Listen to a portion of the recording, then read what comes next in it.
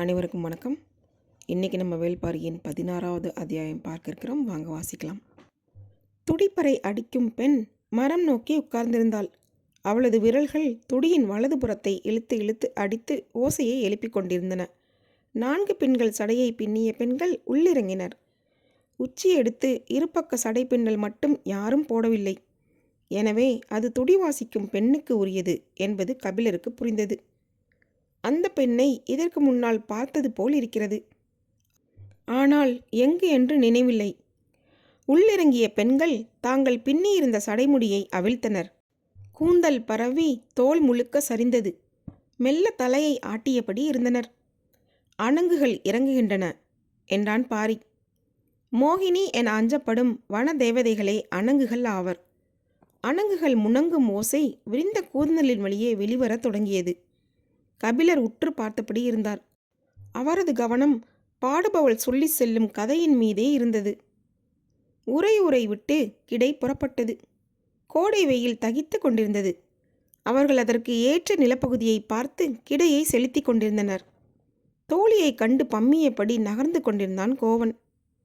அவனது பம்மலுக்கான காரணம் செம்பாவுக்கு முதலில் புரியவில்லை. நிலை கொண்டு தங்காமல் தொடர்ந்து நடந்து கொண்டிருந்தது கிடை. கோவன் மறைந்து மறைந்து சிரித்து கொண்டு இருந்தான்.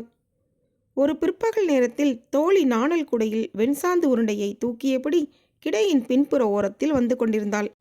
முன்புறத்தின் இடது ஓரத்தில் நடந்து கொண்டிருந்தான் கோவன். அவனது தோளில் ஈன்ற குட்டி ஒன்று கிடந்தது. பின்னால் வரும் தாய்ப்பசு நாவால் நக்க அது துள்ளியபடி இருந்தது. அந்த கன்று துள்ளிவிடாதபடி அதன் கால்களை தனது 2 கைகளாலும் இறுக பிடித்து நடந்து கொண்டிருந்தான். அவனை கடந்து போன செம்பா தாய்ப்பசு கத்தும் ஓசையோடு சேர்த்து வலதுபுற இடுப்பில் 2 விரல் கொண்டு ஒரு நிமிண்டினாள். பால் பீச்சும் விரல்கள் மூங்கில் நாரை விட வலுமிக்கவை. நிமிண்டிய விரல்களை எடுக்கும் முன்னர் துள்ளி வில்லை போல் வளைந்தான் கோவன். அவனை தாண்டி குதித்தோடியது தோளில் கிடந்த குட்டி. அது வேறு திசையில் ஓடிவிடக்கூடாது என்பதற்காக பாய்ந்து விழுந்து பிடித்தான். விழுந்தவனின் அருகில் புன்முறுவலோடு மண்டியிட்டு உட்கார்ந்தாள் செம்பா. அவன் பிடியில் இருந்து குட்டியை விடுவித்தாள். அவளது பிடியில் இருந்து தன்னை விடுவித்து கொள்ள அவன் முயற்சி செய்யவில்லை. முயன்றாலும் அது நடக்காது என தெரியும். கிடை மாடுகள் அவர்களை சுற்றி விலகி நடந்தன. அவளின் கன்னத்தை வாளால் தட்டிவிட்டு போனது கிடாரி ஒன்று. பறவைகள் மொய்த்து கிடக்கும் நாணல் குடையை தூக்கி வந்த தோழியின் கண்கள் கிடையை மேய்ந்தன. இருவரையும் காணவில்லை. குறுக்கும் நெடுக்குமாக பறவைகள் பறந்தபடி இருக்க அவளால் எந்த பகுதியையும் உற்று பார்க்க முடியவில்லை. இளங்கன்று வயிறு நிறைய பால் குடித்து முடித்தது. கோவன் மீண்டும் கன்றை தோளில் தூக்கியபடி எழுந்தான். உடன் எழுந்தபடி செம்பா சொன்னாள். அவள் இன்னொரு முறை வந்து கேட்டால் சொல், நீ இடைக்காவல்தான் இருக்க முடியும், இதழுக்கு காவல் இருக்க முடியாது என்று. உரசி நகரும் கிடை வாழ்க்கை எந்நேரமும் காதலை பற்ற வைத்தபடியே இருந்தது. கடையப்பட்ட தயிர் மத்தின் விளிம்புகளுக்கு இடையில் விரல் தேய்த்து வெண்ணெயை எடுப்பதைப் போல திரள திரள காதலை எடுத்துக்கொண்டே நடந்தனர் செம்பாவும் கோவனும். அவர்கள் சற்றே கவனக்குறைவாக இருந்தாலும் தோழி அடிக்க வருவதாக நினைத்து புதுமத்தை கையில் கொடுத்துவிட்டு போய்விடுவாள். அதற்குள் இன்னொரு பசு கன்றை ஈனும். துள்ள முடியாதபடி கோவன் கன்றையும் செம்பா அவனையும் பிடித்தபடி இருப்பார்கள்.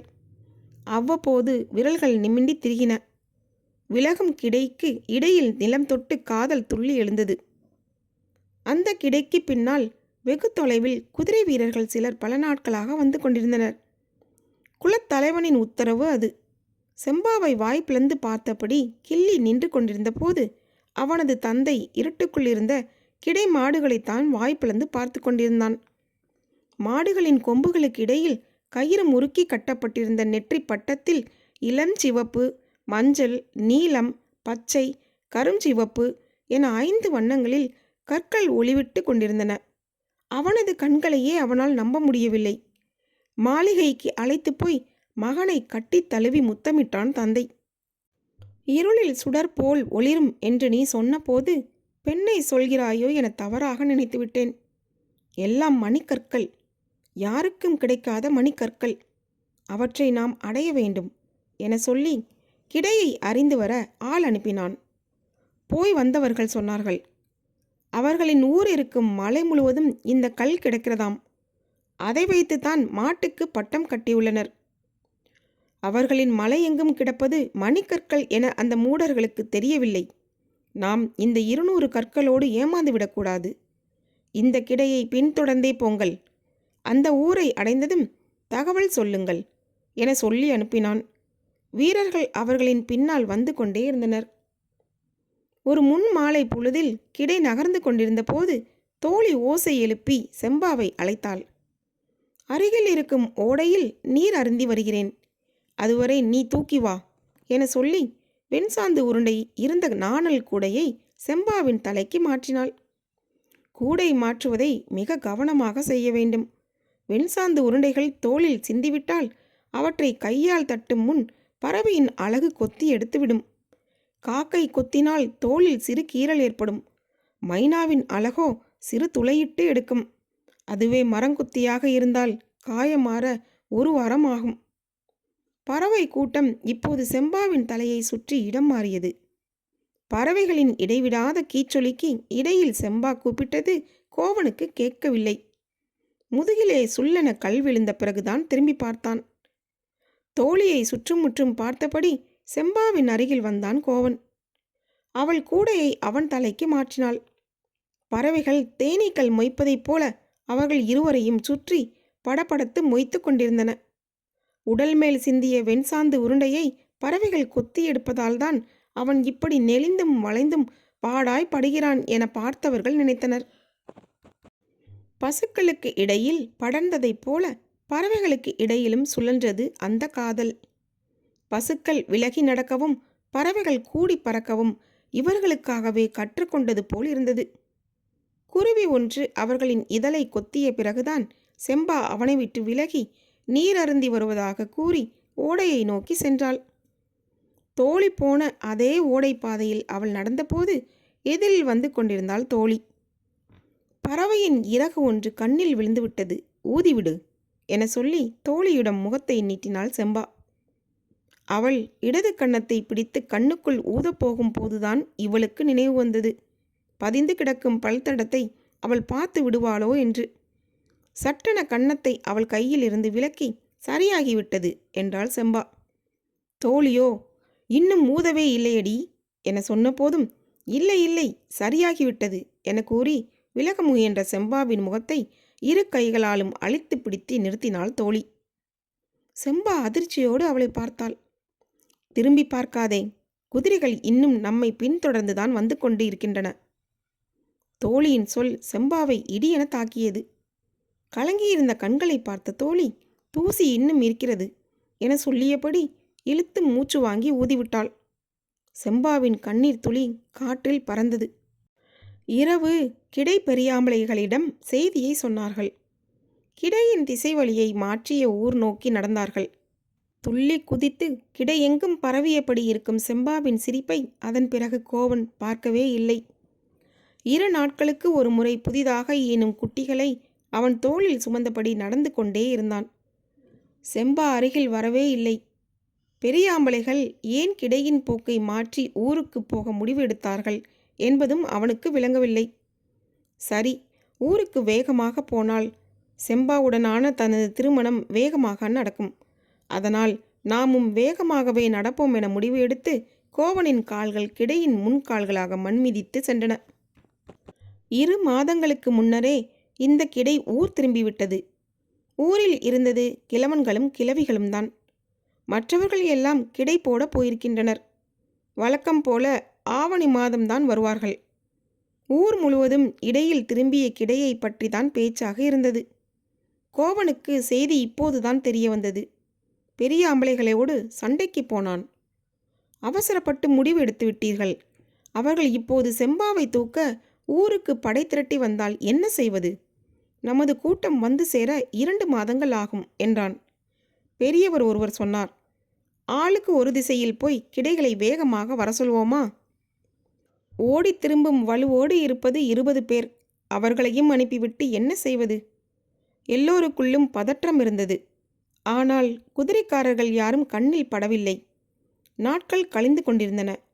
வரும் 4ஆம் நாள் செம்பாவுக்கும் கோவனுக்கும் மனம் முடித்து விடுவோம் என யோசனை சொன்னார் ஒரு பெரியாம்பளை. முடிப்பது என்று முடிவான பிறகு 4ஆம் நாள் வரை ஏன் காத்திருக்க வேண்டும்? இன்று இரவே மனம் முடிப்போம் என்றாள் கிழவி. அச்சத்தை மகிழ்ச்சி கொண்டு கடக்க முடிவு செய்தனர். மணவிழாவுக்கான ஏற்பாடுகள் தொடங்கின. சாணம் கரைத்து தெரியெங்கும் மெழுகினர். கோவன் இளைஞர்களோடு செம்மலையின் குகைகளுக்குள் அமர்ந்து பாதுகாப்பான திட்டங்களை தீட்டிக் கொண்டிருந்தான். இப்போது அந்த 20 இளைஞர்களோடு 200 மாடுகளும் 13 கிடை நாய்களும் மட்டுமே இருந்தன. அவற்றை கொண்டு எதையும் சமாளிக்க முடியும் என அந்த 20 பேரும் நம்பினர். நான் அந்த ஊருக்குள் போகவில்லை. ஆனால் வளமான ஊர், படைபலம் சற்றே அதிகம் இருக்கும் என்று நினைக்கிறேன். அதற்கு ஏற்ப திட்டம் போட வேண்டும் என்றான் கோவன். செம்மலையின் மேற்கிலும் வடக்கிலும் அடர்ந்த காடு. அதற்குள் எந்த படையும் ஊடுருவி வர முடியாது. படைகள் வந்தால் கிழக்கிலும் தெற்கிலும் இருந்துதான் வர முடியும். வருவதை அறிய பல காத தொலைவுக்கு முன்னரே கிடை நாயோடு ஆட்கள் நிறுத்தப்பட்டார்கள். மலையெங்கும் கோவனை தேடி அலைந்த சிறுவன் உச்சி வெயிலில் பச்சை குகைக்குள் அவனை பார்த்தான். இன்னைக்கு இரவுல உனக்கும் செம்பாவுக்கும் திருமணமாம், பெரியாம்பளை சொல்லிவிட்டாரு என்றான் அவன். கோவனுக்கு ஆத்திரம் ஏறி வந்தது. எல்லாம் தப்பா முடிவெடுக்கிறான் அந்த கிழவன் என கொதித்தான். மற்றவர்கள் அவனை சமாதானப்படுத்தினர். சிறுவனிடம் மாலையில் மணமேடைக்கு கோவன் வருவான் என சொல்லி அனுப்பினர். 200 மாடுகளில் கொல்லிக்கொம்பு மாடுகள் 20 இருந்தன. விரிக்கொம்பு மாடுகள் 30 இருந்தன. நெற்றியில் 3 சுழியும் ஒன்றுடன் ஒன்று எதிர்த்திருக்கும் இடிமேலி மாடுகள் 26 இருந்தன. மற்றவை எல்லாம் சொல்லிக்கொள்ளும்படியான மாடுகள் இல்லை. ஆனாலும் கொம்பு உள்ள மாடுகள்தான். அவற்றை பயன்படுத்துவதற்கான திட்டத்தை வகுத்து கொண்டிருந்தான் கோவன்.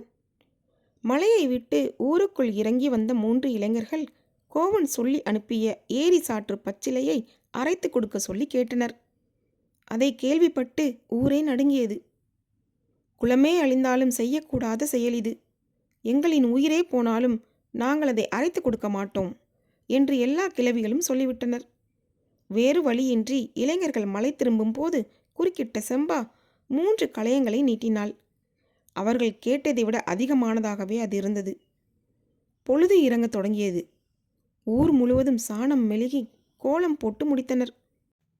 ஊரே கூடி கொண்டாட வேண்டிய திருமணம் இப்படி கையெழுவு ஆட்களை வைத்து நடத்த வேண்டியது ஆகிவிட்டதே என்று எல்லோருக்குள்ளும் கவலை படர்ந்திருந்தது. ஆனால் வாசலில் கோலம் மலர்ந்துவிட்டால் கவலைகள் எல்லாம் காற்றாக பறந்து போகும். நீராட்டு சடங்கு தொடங்க வேண்டிய நேரம் வந்துவிட்டது. பிற 4 வீட்டு பெண்களும் செம்பாவை அழைத்து கொண்டு ஊரின் மேற்கு பக்க காட்டுக்கு நடுவில் இருக்கும் செங்குளத்துக்கு போனார்கள். சூரியன் இறங்க தொடங்கிய போது தூரத்து மேட்டில் கிடைநாய் ஒன்று பாய்ந்து வருவதை மலைமேலிருந்து கவனித்தான் கோவன். திட்டங்களை செயல்படுத்தும் நேரம் நெருங்கிவிட்டது. ஊரார்களை மலைக்கு மேல் ஏற்றுங்கள் என்றான். பேரோசைக்கும் கூச்சலுக்கும் நடுவில் எல்லோரும் மலை ஏறினர். செம்பாவை தேடின கோவனின் கண்கள். மன நீராட்டுக்காக செங்குளத்துக்கு அழைத்து செல்லப்பட்டிருப்பதாக சொன்னார்கள். இந்த ஏற்பாடுகளை செய்த கிழவனை வெட்டி கொள்ள வேண்டும் போல் இருந்தது. மின்னல் என போய் திரும்புகிறேன் என சொல்லி மேற்கு திசை காட்டுக்குள் ஓடினான் கோவன். போகும்போது அவனுக்கு பிடிபட்டது. கிழவன் செய்த செயல் ஒரு விதத்தில் நல்லதே.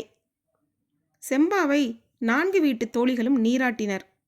உச்சி எடுத்து பின்னியிருந்த அவளது இரட்டை பின்னல் கூந்தலை மெல்ல கலற்றி கோவனின் வீட்டு அடையாளமான 3 சடை பின்னலை பின்னத் தொடங்கினர். வழக்கமாக இந்த சடங்கின் போது கேலி பேச்சும் கிண்டல் சொல்லுமாக செங்குளமே கலங்கி போயிருக்கும். ஆனால் இன்று அப்படி அல்ல. 4 பெண்களும் 3 பின்னல் சடையை பின்னி முடித்தபோது குளக்கரையில் வந்து நின்றான் கோவன். அவர்கள் 4வரை மட்டும் தனியாக அழைத்தான். சுற்றி முற்றி பார்த்தான்.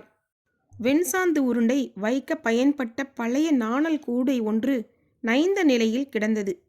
அதை எடுத்து வந்து அதன் மீது கை வைத்தபடி வாக்கு கேட்டான். என்ன நடந்தாலும் செம்பாவை ஊருக்குள் கூட்டி வரக்கூடாது. அவர்கள் கையில் சிக்காமல் வெளியேற வேண்டும். 4 பெண்களும் பயந்து தயங்கியபடி இருக்க செம்பாவின் கை நாணல் கூடையை இறுக்கி பிடித்து அவனுக்கான வாக்கை அளித்தது. கோவன் மலை நோக்கி ஓடினான். தீப்பந்தங்களோடு அவர்களின் படை கிழக்கிலும் தெற்கிலுமாக ஊரை சூழ்ந்தது. ஊருக்குள் எதிர்ப்புகள் எதுவும் இல்லை. உறையூர் படைக்கு வாள் வீசாமலே வெற்றி கைகூடுவது போல் இருந்தது. ஊருக்கும் செம்மலைக்கும் இடையில் இருக்கும் இடைவெளிக்கு அந்த படை வரட்டும் என காத்திருந்தான் கோவன். அவன் எதிர்பார்த்த இடத்துக்கு படை வந்தது. கொம்பின் உச்சிமுனை வாள் போல் மடித்து நீட்டியபடி இருக்கும் கொல்லிக்கொம்பு மாடுகளை இரு திசைகளுக்கும் 10 என பிரித்த கோவன் அவற்றின் மூக்கில் பச்சிலையை வைத்து நுழைத்தபடி கயிறுகளை உருவிவிட சைகை செய்தான். உற்று பார்த்தால் தீ நிறத்தில் இருக்கும் அவற்றின் கண்கள் பச்சிலை சாறு மூக்கில் ஏறிய போது கண்ணில் பட்ட தீப்பந்தங்களை எல்லாம் குத்தி கிழித்து கொண்டு நுழைந்தன. இடது பக்கமும் வலது பக்கமும் இரு கைகளை விரித்ததைப் போல் கொம்புகள் விரிந்து கிடக்கும் விரிகொம்பு மாடுகள் 30 உள்ளிறங்கின. அவை உள்ளே ஓடினாலே இரு பக்கங்களும் உள்ள குதிரைகளின் விழாவினை சீவி சரித்தபடி இருக்கும். பச்சிலை உருண்டையை இரு காதுகளுக்குள்ளும் திணித்த பிறகு தலையை மறுத்து மறுத்து ஆட்டி ஆவேசம் கொண்டு உள்ளிறங்கின. அவற்றின் மண்டைக்குள் இறங்கும் பச்சிலையின் எரிச்சாறு கனப்பொழுதில் 100 முறை தலையை மறுத்தாட்டி வெறிக்கொள்ள செய்தது. மீதி இருக்கும் 100க்கும் மேற்பட்ட மாடுகள் எல்லாம் சிறப்பு தகுதியற்ற மாடுகள்தான். ஆனால் கொம்பு உள்ளவை. அது ஒன்று போதும். பிற மாடுகளை விட வலிமையாக அவற்றை பயன்படுத்த முடியும் என்பது கோவனுக்கு தெரியும். அவற்றின் குதத்துக்குள் கைகளை நுழைத்து இலை உருண்டைகளை அமுக்கினர். சிறிது நேரத்தில் அவற்றின் குடல் பிறண்டு தலைக்கு ஏறிக்கொண்டிருந்தது. பின்புற கால்களை உதறியபடி அவை வந்த வேகத்தில் பாறைகள் உருண்டன. மாடுகளின் நிலை கொள்ளாத சீற்றம் குதிரைகளை கலங்கடித்தது. தாவி சரிந்து உள்நுழைந்தன மாடுகள். ஊருக்குள் பட்டி போட்டு அடைக்கப்பட்டிருந்தன கிடை நாய்கள். வயல்வெளிகளில் கிடையை விட்டு தனித்து பிரியும் முட்டு காளைகளையே குறைத்தபடி மிரட்டி நகர்த்தும் பழக்கமுள்ள நாய்கள் அவை. குதிரையை தாண்டி குதிக்கக்கூடியவை. நாக்கை மடித்து சீல்கை அடித்தபடி ஒரு வங்கிலவன் பட்டியை திறந்து விட்டான். பெரும் குறைப்பொலியோடு குதிரைகளின் பின்னங்கால் சப்பைகளின் மீது அவை பாய்ந்து கொண்டிருந்தன. உறையூர் படைக்கு என்ன நடக்கிறது என்றே புரியவில்லை. நாய்களின் பாய்ச்சலையும் மாடுகளின் ஆவேசத்தையும் எதிர்கொள்ள திணறிய நேரத்தில் கோவன் தனது இறுதி ஆயுதத்தை இறக்க முடிவு செய்தான். மலையின் பின்புறம் நின்று கொண்டிருந்த இடிமேலி மாடுகள் 26ஐயும் மலையுச்சியில் அணிவகுத்து நிறுத்தினான். இடிமேல் இடி விழுந்தாலும் அஞ்சாமல் முன்னால் நகரும் மாட்டு இனம் அது. தான் செய்ய போகும் செயலுக்கான கலக்கம் எதுவும் இல்லாமல்தான் கோவனின் முகம் இருந்தது. பெரிய பெரிய வைக்கோற் கட்டுகளை அவற்றின் கொம்புகளின் மேல் செருகினர்.